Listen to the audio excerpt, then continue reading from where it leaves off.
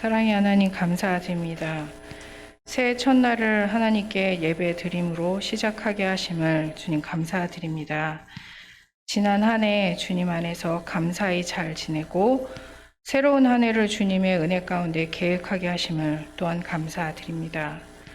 올 한 해도 주님과 동행함으로 모든 일에 항상 기뻐하며 범사에 감사하며 늘 깨어 기도하는 한 해가 되기를 소망합니다. 늘 소망을 품고 늘 다짐하지만 나약한 인간이라 세상에 흔들리고 인간적인 결정을 내리며 그 결과를 합리화하곤 합니다. 우리의 나약함을 용서하여 주시길 기도합니다. 우리의 연약함으로 세상과 타협하는 마음과 환경에 합리화하지 않도록 주님 그 마음을 지킬 수 있도록 도와주옵소서. 주님, 말씀 가운데 주님의 뜻을 알아가는 해안을 갖기를 원합니다. 또한 혼란스럽고 경제적으로 어려운 이 나라와 민족을 위해 기도합니다. 또한 주님께서 홀로 영광 받으실 수 있도록 교회를 위해 기도하기를 원합니다. 또한 목숨을 내놓고 주님의 나라를 전하시는 선교사를 위해서 기도합니다.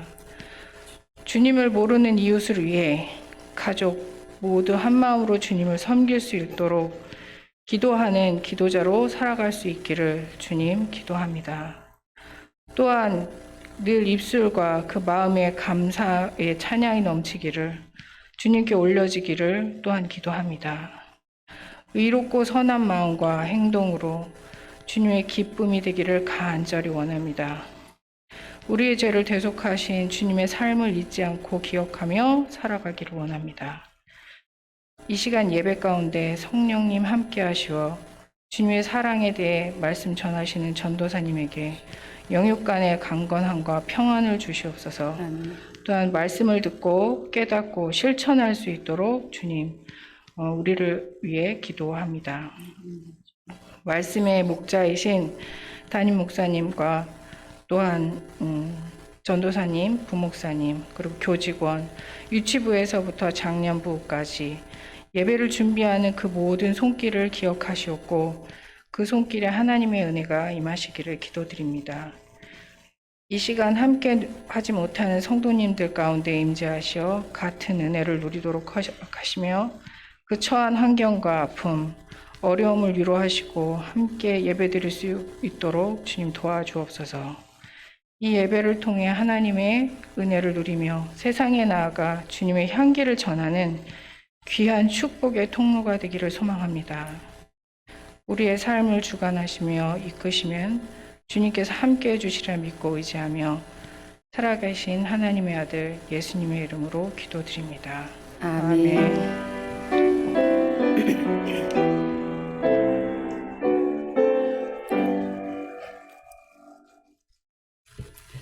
네, 오늘 하나님이 우리에게 주시는 말씀은 고린도전서 13장 1절에서 8절 말씀입니다. 신약성경 279쪽입니다. 고린도전서 13장 1절에서 8절까지의 말씀을 교독하도록 하겠습니다.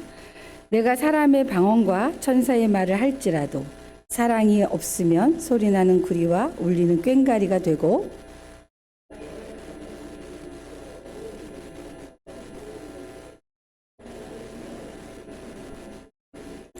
사랑이 없으면 내가 아무것도 아니요 내가 내게 있는 모든 것으로 구제하고 또 내 몸을 불사르게 내줄지라도 사랑이 없으면 내게 아무 유익이 없느니라. 사랑은 오래 참고 사랑은 온유하며 시기하지 아니하며 사랑은 자랑하지 아니하며 교만하지 아니하며 무례히 행하지 아니하며 자기의 유익을 구하지 아니하며 성내지 아니하며 악한 것을 생각하지 아니하며 불의를 기뻐하지 아니하며 진리와 함께 기뻐하고 모든 것을 참으며 모든 것을 믿으며 모든 것을 바라며 모든 것을 견디느니라. 사랑은 언제까지나 떨어지지 아니하되 예언도 패하고 방언도 그치고 지식도 패하리라. 아멘. 오늘 말씀은 고린도 전서인데요. 고린도 전서의 배경은 고린도죠. 고린도는 항구 도시입니다. 항구 도시이면서 그리스 해상 교통의 중심지예요. 항구이면서 해상 교통의 중심지라는 말은 무역이 발달한 도시라는 얘기입니다. 자, 무역이 발달했다라는 것은 뭔가 물건을 서로 사고 팔고 이 상거래가 이루어지는 곳이죠. 그러니까 고린도 교회가 자리에 있는 그 고린도란 지방은 돈이 많이 왔다 갔다 하는, 그러니까 돈이 많이 이제 조금 나쁜 표현으로 하면 굴러다니는 그런 도시가 되겠습니다. 그러다 보니까 그곳에서 돈을 많이 번 그런 신흥 부자들이 많이 생기게 되죠. 반면에 또 가난한 사람들도 있고 빈부의 차이가 많이 있는 도시라는 소리입니다. 그리고 많은 외부에서 사람들이 들어오는 자리에 있잖아요. 항구 도시이기 때문에 자연적으로 개방적일 수밖에 없습니다. 그리고 사람들이 새로운 사람도 오고 가고 늘 거래가 이루어지고 막 생존 경쟁이 치열한 곳이기 때문에 굉장히 역동적인 그런 도시가 되겠습니다.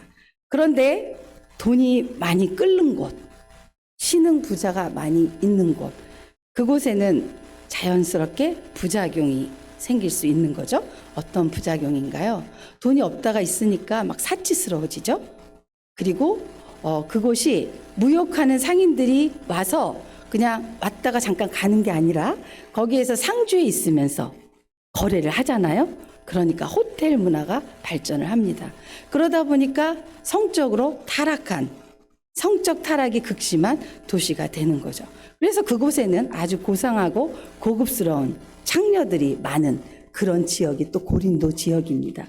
그런 사회적 환경 가운데 위치해 있는 이 고린도 교회는 어떤 문제가 있었을까요?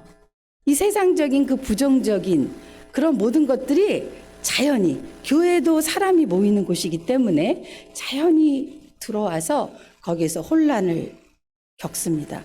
그래서 여러분들이 이제 고린도 전설을 읽어보면 분파가, 사당 분파가 생기죠. 그리고 또 무슨 일이 생기냐면 막 서로 송사 문제가 있잖아요. 이 상거래하면서 얼마나 재판의 문제가 많이 발생할 수 있었겠어요. 그런데 그런 문화가 교회 안에서도 들어와서 송사의 문제가 많이 발생을 했고, 음행의 문제, 우상에게 바친 재물의 문제 등 너무나 많은 문제가 발생한 교회가 이 고린도 교회입니다. 그런데 이 소식을, 이 고린도 교회를 개척한 바울이 에베소에 있을 때 들은 거예요. 얼마나 가슴이 찢어지고 아팠겠어요. 그래서 고린도 교회를 향해서 너희들 그렇게 하면 안 된다. 하나님의 말씀은 이런 것이다라고 그들을 교육하기 위해 쓴 편지의 글이 고린도 전서가 되겠습니다. 자, 고린도 전서는 몇 장까지 되어 있죠? 몇 장까지 되어 있죠?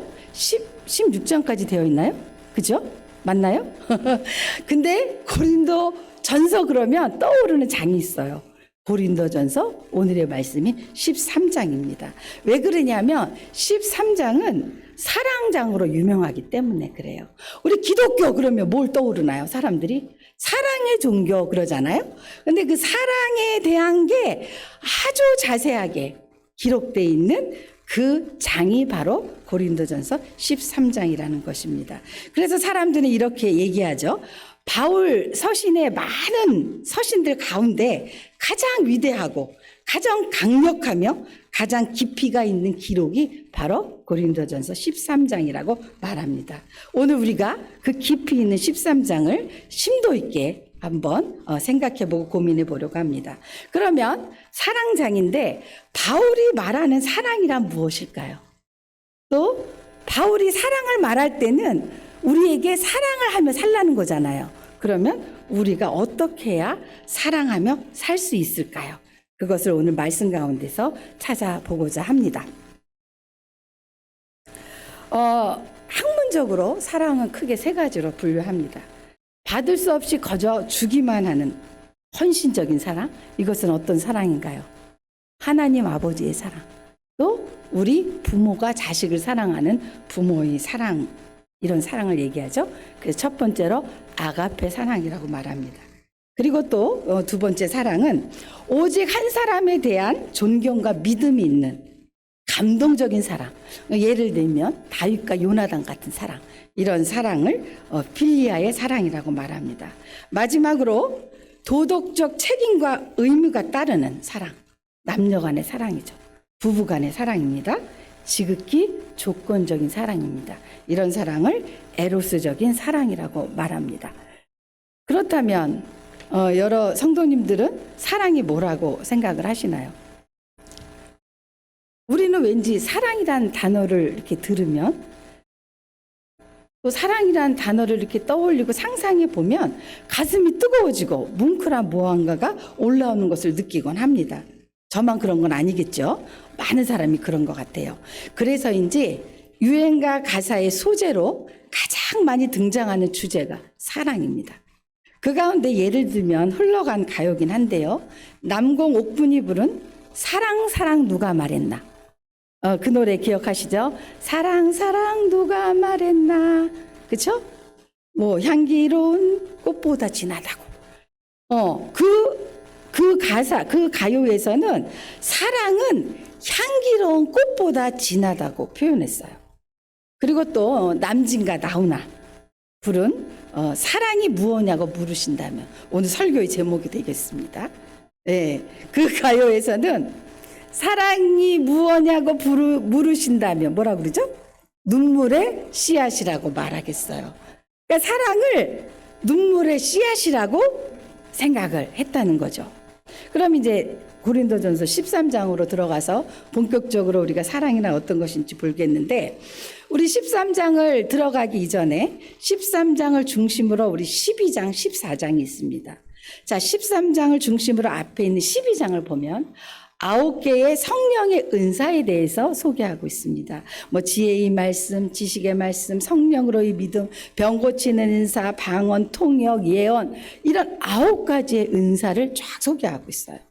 그리고 나서 이제 13장을 사랑에 대해서 이야기하고 그 다음 14장에 가서는 뭐가 나오냐면 9개의 성령의 은사 가운데 방언과 예언 2가지를 딱 뽑아서 더 자세하게 길게 다루고 있어요. 한번 오늘 12장, 13장, 14장을 오늘 집에 가셔서 꼭 읽어보시기 바랍니다.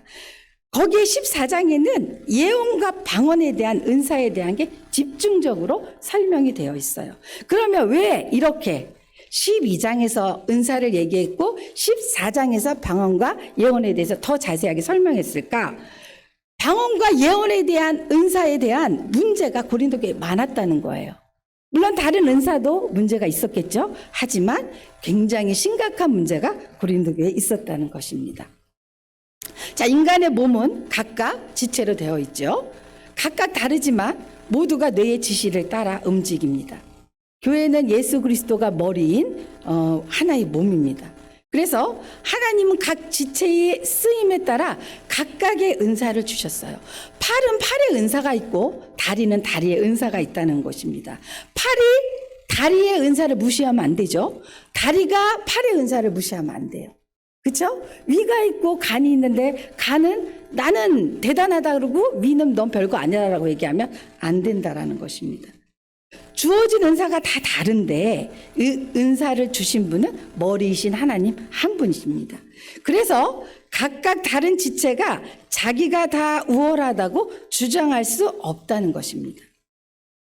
그래서 그 얘기를 하기 위해서 그렇게 13장을 가운데 두고 이렇게 은사에 대해서 설명하고 있는 것입니다. 그래서 사도 바울은 이 12장에서 은사에 대해서 자세히 설명하고 나서 끝절 12장 31절을 같이 한번 읽겠습니다. 너희는 더욱 큰 은사를 사모하라. 내가 또한 가장 좋은 길을 너희에게 보리라. 지금까지 9가지의 은사를 설명을 했는데 이거보다 더 큰 은사가 있다는 거예요. 그 은사를 사모하라는 거죠. 그리고 가장 좋은 길을 너희에게 보이겠다 그랬습니다. 그러면서 13장으로 들어가는 거예요. 그럼 13장은 뭘 얘기하는 거예요? 더 큰 은사, 그게 뭐라는 거예요? 사랑이라는 거예요. 좋은 길이라는 건 뭐예요? 사랑의 길이라는 거예요. 그러면서 13장으로 들어가는 것입니다. 그래서 이제 13장 1절을 같이 읽겠습니다. 13장 1절을 같이 읽겠습니다. 내가 사람의 방언과 천사의 말을 할지라도 사랑이 없으면 소리나는 구리와 꽹가리가 되고. 자, 여기를 보면 사람의 방언과 천사의 말을 동등하게 취급하고 있어요. 그러니까 사람이 말하는 것, 사람이 방언으로 말하는 것이 천사의 말처럼 굉장히 우월하다. 방언의 은사가, 예언의 은사가, 여기에서 방언의 은사가 은사 중에 최고의 경지에 이르렀다 인정하는 거예요. 왜? 그들이 자기네 그 방언의 은사가 최고라고 얘기하니까 일단은 인정을 해주는 거예요. 인정을 합니다. 하지만 그런 최고의 경지에 오른 은사일지라도 사랑이 없으면 어떻다는 거예요? 사랑이 없으면 아무것도 아니라는 거예요. 울리는 꽹과리, 철에 불과하다고 얘기하는 겁니다. 그러니까 방언의 은사를 받은 사람에게도 사랑이 없다면 생명이 없는 비인격적인 기구와 같은 것에 불과하다는 말을 하고 있는 거예요. 2절 보겠습니다. 시작. 내가 예언하는 능력이 있어 모든 비밀과 모든 지식을 알고 또 산을 옮길 만한 모든 믿음이 있을지라도 사랑이 없으면 내가 아무것도 아니요.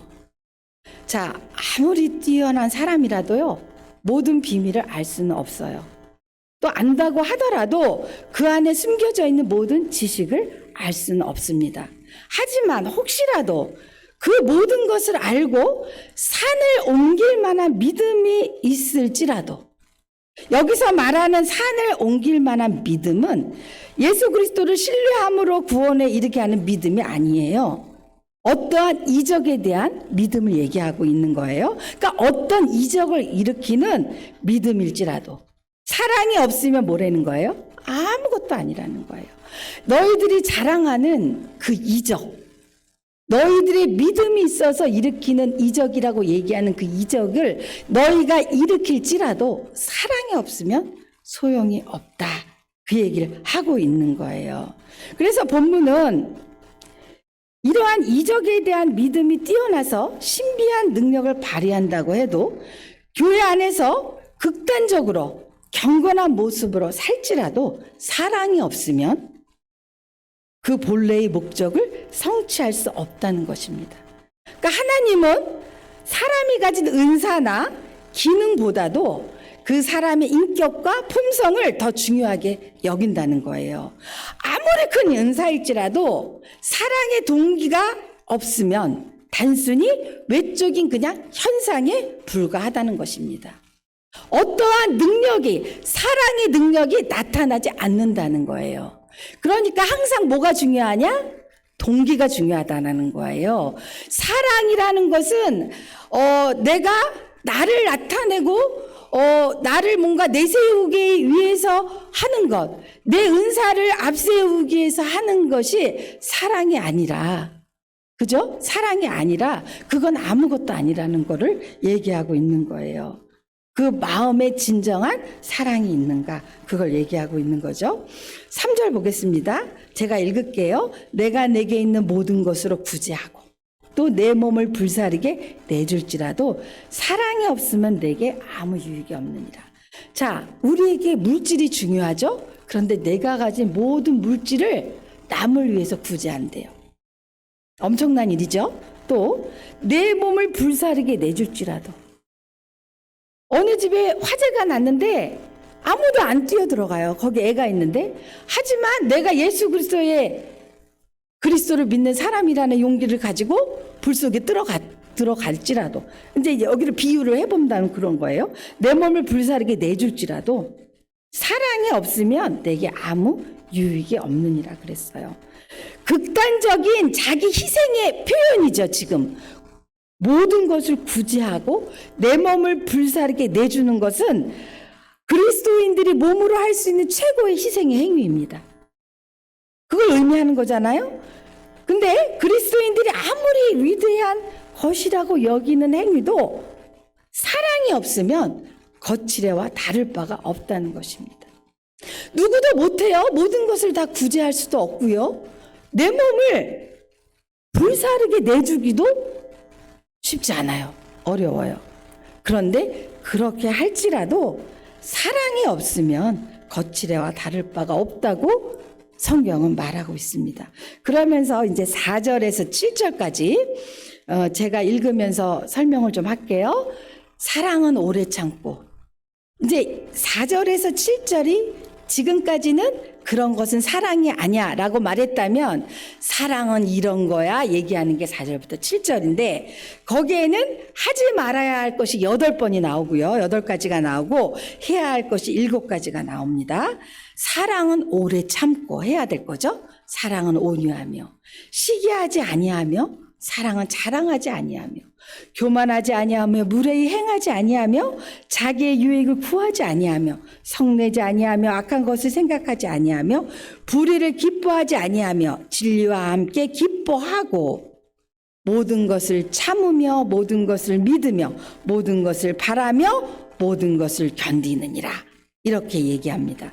근데 여기서 우리가 주의해서 봐야 될 것이 모든 것을 참으며 처음에 4절에 사랑은 오래 참고 그랬어요.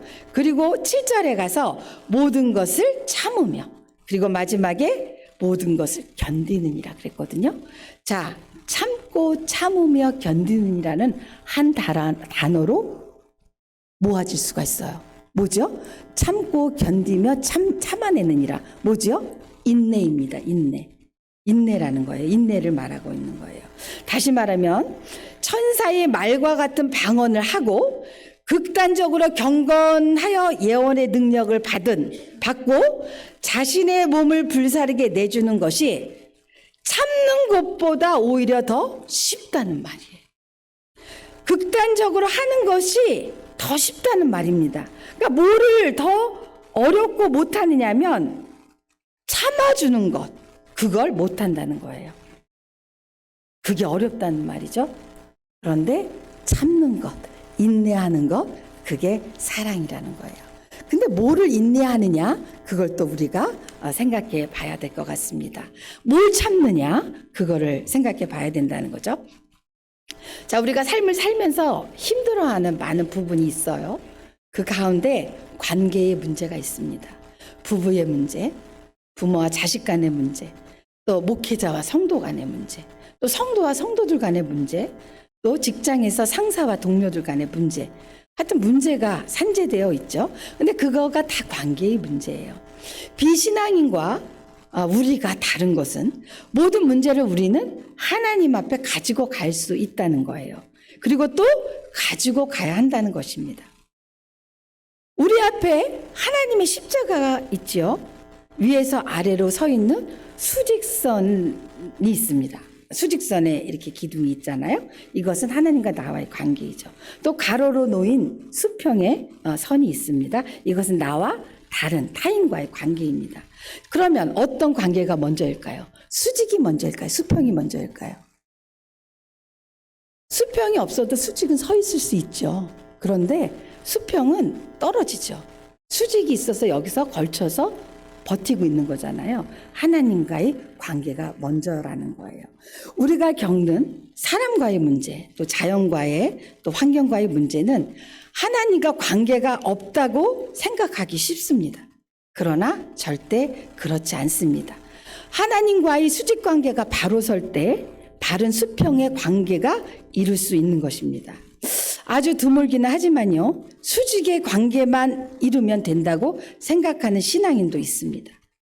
그러나 정말 하나님과의 관계가 견고한 신앙인이라면 내가 진정으로 하나님과 온전히 교제하는 신앙이라면 이 수평의 관계를 기피하거나 무시할 수 없다는 거죠. 그러니까 모든 관계의 문제는 하나님 앞에서의 나의 문제이지 나 아닌 다른 것과의 문제가 아니라는 것입니다. 그런데 우리는 내가 아닌 다른 것이 문제라고 생각하는 게 문제인 거예요. 나는 그 자리에 가만히 있으면서 다른 것이 움직이기를, 변화되기를 강하게 원하고 있다는 거죠. 그것을 넘어서 다른 모든 것이, 나의 환경이, 나 아닌 다른 사람이 변하기를 간절히 기도하고 있다는 것입니다. 내가 낳은 자식도 내 마음대로 되지 않더라고요. 되지 않죠. 되는 분도 있어요. 그런데 제가 친구들 얘기 들어보고 주변의 얘기를 들어보면 자식이 내 마음대로 안 된다는 말을 거의 다 하더라고요. 저도 뭐 마찬가지예요. 제 마음대로 되지 않아요. 그런데 어떻게 타인이 내가 원하는 대로 내 마음대로 내 마음이 흡족하게 뭐든지 할 수 있을까요? 어렵다는 것입니다. 지금 시대는 많이 변화돼서 자신의 생각을 자식에게 마구 강요하는 가부장적인 사고를 가진 부모는 그리 많지 않습니다. 그러나 상담사들의 이렇게 말을 들어보면 아직도 부모의 강요와 압박에 병든 자녀들이 적지 않다는 것입니다. 그럼 자식뿐일까요? 요새는 굉장히 부부의 이혼율이 높지요. 이게 무슨 문제일까요? 자신의 것을 배우자에게 강요하기 때문에 그러는 거 아닐까요? 남편은 아내에게, 아내는 남편에게 자신을 따르라는 거예요. 자신의 생각과 자신이 얘기하는 것을 따르라는 거죠. 그걸 서로 강요한다는 거죠. 그러니까 자신은 변하지 않고 남편이 변하기를, 자신은 변하지 않고 아내가 변하기를 원하고 있다는 것입니다. 그러면 교회에서는 이런 일이 없을까요? 교회는 예외일까요?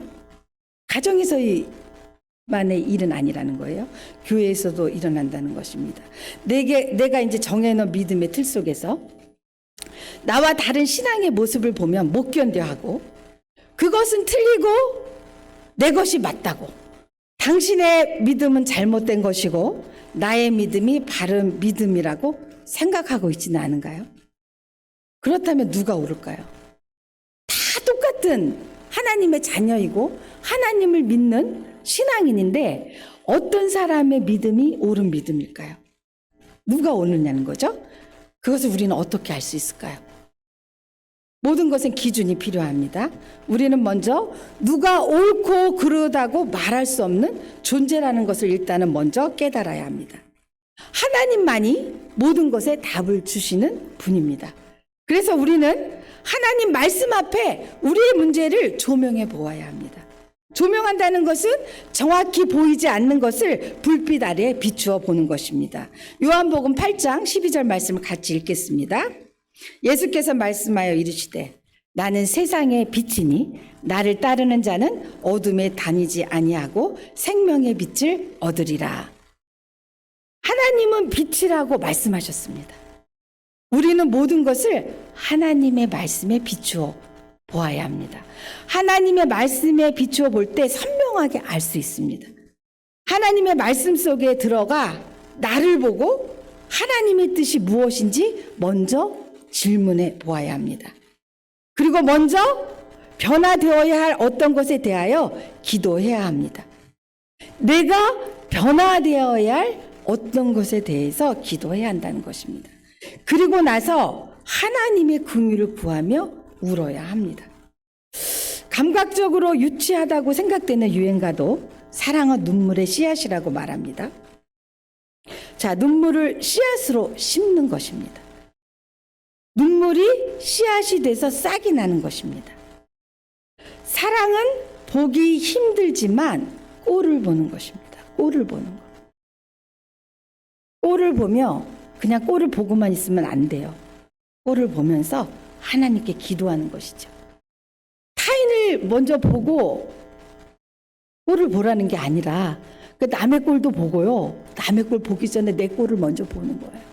내 꼴을 먼저 보고 기도하고 그리고 남의 꼴도 보고 기도하고 그러면서 하나님께 긍휼을 구하는 거죠. 타인을 보는 것이 아니라 먼저 나를 보고 다음에는 상대방을 보며 하나님께 기도하는 것입니다. 나는 변하지 않고 다른 것만 변하기를 바라는 것은 교만입니다. 나는 완전하다고 생각하는 것입니다. 세상에 완전한 게 있나요? 세상에 완전한 것은 없어요. 완전은 하나님에게만 해당하는 것입니다. 내가 진정 하나님 말씀 앞에 있다면, 내가 진정 하나님의 사랑을 실천하며 살기 원한다면 기도해야 합니다. 눈물의 씨를 뿌려야 합니다. 제가 전에 그랬죠. 원망하며 울지 마라. 그런데 나를 바라보며 나를 반성하며 우는 눈물은 필요합니다. 타인을 바라보면서 긍휼한 마음을 가지고 그 영혼을 위해 기도할 때 눈물이 필요한 거예요. 눈물의 씨를 뿌리는 저와 여러분 되시길 바랍니다. 요한계시록 5장 8절을 같이 읽고 말씀을 마치려고 합니다. 요한계시록 5장 8절을 같이 읽겠습니다. 그 두루마리를 취하심에 네 생물과 24 장로들이 그 어린 양 앞에 엎드려 각각 검은 고와 향이 가득한 금대접을 가졌으니 이 향은 성도들의 기도들이라. 성도들의 기도가 어디에 담겨서 올라가는 거예요? 가득한 금대접에 담겨서 우리 어린 양 예수 보좌 앞에 올라간다는 거예요. 그 기도의 향기를 맡고 계시다라는 거죠. 자, 눈물의 씨를 뿌리는 2023년도 눈물의 씨를 많이 뿌리시는 우리 저와 여러분 되셨으면 좋겠습니다. 기도하시겠습니다. 하나님 감사합니다. 사랑은 너무나 우리에게 필요한 것이고 또 먼저 그 사랑을 우리에게 주신 분이 하나님이시고 우리 예수님이십니다. 그 사랑을 생각할 때 먼저 나를 보고 나를 제대로 보고 내 꼴을 보고 나를 성찰할 수 있는 우리가 되게 하시고 타인의 부족함, 타인에게 불만스러운 것, 그것을 가지고 하나님 앞에 눈물의 씨를 뿌릴 수 있는 우리가 되게 하여 주옵소서. 그리하여서 2023년도에는 기도로 정말 하나님 앞에 하나님의 금대접에 아버지 우리의 기도의 향기를 가득히 올려드릴 수 있는 우리 시민, 교회 모든 성도들 되게 도와 주옵소서. 모든 것 주님께 맡기며 예수님 이름으로 기도합니다. 아멘.